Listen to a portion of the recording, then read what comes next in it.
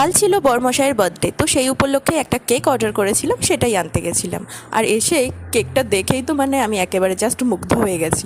আমি যেরকমটা চেয়েছিলাম ঠিক সেরকমটাই কিন্তু কেকটা বানিয়ে দিয়েছে। কেকটা ছিল আমার তরফ থেকে ছোট্ট একটা সারপ্রাইজ। তো পটল সোনাকে বললাম, যাও তোমার নিন্টুকে নিয়ে তুমি চলে আসো এখানে। এবার কেকটাকে দেখে আমার বর তো বেশ খুশি হয়েছে, আর একটু ফেক অবাক হওয়ার মতো ঢং দেখালো। Happy birthday to you. Cake cutting তো হয়ে গেল, এবার হচ্ছে কেক খাওয়ানোর পালা। আর প্রথমেই আমাদের সব থেকে ছোট্ট মধ্যমণিকে কেক খাওয়ানোর পালা। আর যার জন্য এই জন্মদিনটা দেখতে পেল তাকেও কেক খাইয়ে দিল। আর মোমবাতিতে ফু দিতে ভুলে গেছিল, কি দারুণ না বলুন তো। এবার আমাকেও একটু কেক খাইয়ে দিল, কারণ আমি কেকটা নিয়ে এসেছি, আমাকে না খাইয়ে দিলে কি করে হয় বলুন তো, মার খেয়ে যাবেন না আমার কাছে। আর এই কেকটা আপনাদের সকলের জন্য। এদিকে আরো একজনের কীর্তি দেখুন, সে ওপর থেকে এই হ্যালো 30 লেখাগুলো খেয়ে নিচ্ছে। তো যাই হোক, এভাবেই আমাদের বার্থডেটা কেটে গেল। আপনাদের কেমন লাগলো অবশ্যই জানাবেন। Subscribe for more.